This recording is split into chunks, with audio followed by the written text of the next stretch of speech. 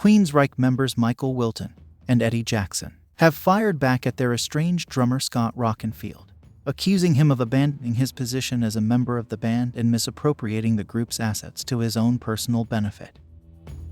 Last October, Rockenfield filed a lawsuit against Wilton and Jackson, alleging breach of contract, breach of fiduciary duty, and wrongful discharge. In the lawsuit, which was filed in Snohomish County Superior Court, Rockenfield claimed that he took paternal leave of absence from QUEENSRYCHE in February 2017 after his fiancée experienced complications during the birth of their son and had to have an emergency cesarean delivery. According to the drummer, his leave of absence was approved by the members of QUEENSRYCHE, and he was to retain an equal 1/3 interest in all QUEENSRYCHE companies. Scott alleged that about October 11, 2018, Wilton and Jackson purportedly voted to dismiss him from the QR companies, due in whole or in part to his taking of approved family leave. Rockenfield was informed of his purported dismissal from the QR company in a letter dated November 3, 2018. According to Scott's complaint, since 2017, Wilton and Jackson have wrongfully withheld from Rockenfield all sources of income from the QR companies. In addition, they have failed to provide Rockenfield with an accounting of the books, records, business, and contracts of the QR companies. During all of 2017 and 2018, Scott claimed that he remained active in all aspects of the QR company's business, songwriting, licensing options, and communications. With the exception of touring, Scott also claims to be owed compensation for lost wages and profits, as well as an amount equal to the present fair market value of his equity interest in the QR company, as of his wrongful dismissal, plus interest thereon. On March 10, 2022, Wilton and Jackson filed their counterclaims, in which they have denied Rockenfield was wrongfully dismissed from the band. They claim that Scott announced in March 2017 that he was taking a few months off from touring, being fully aware that QUEENSRYCHE was in the middle of a tour, and was contractually obligated to play a number of live concerts, including an upcoming April 1, 2017 concert in California, to be followed by several concerts in the U.S. scheduled for April and May, and that QUEENSRYCHE, including Rockenfield, had agreed, and were scheduled in June 2017 to play 13 live shows at different venues across Europe. Rockenfield's sudden departure required Jackson and Wilton to locate and hire a drummer.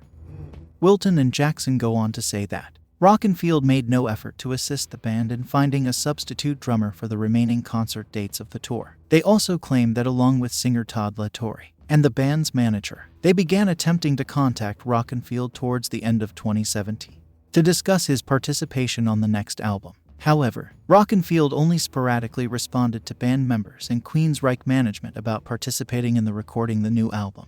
On those occasions when Rockenfield did respond to members of QUEENSRYCHE or band management, he obfuscated and refused to commit or agree to rejoin the band, or to participate in the process of recording the new album.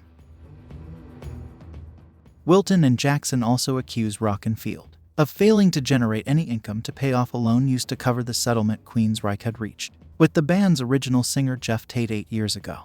According to the document, Jackson, Wilton, and Rockenfield were required to make regular monthly payments or risk default on the loan and loss of the property they'd pledged as security.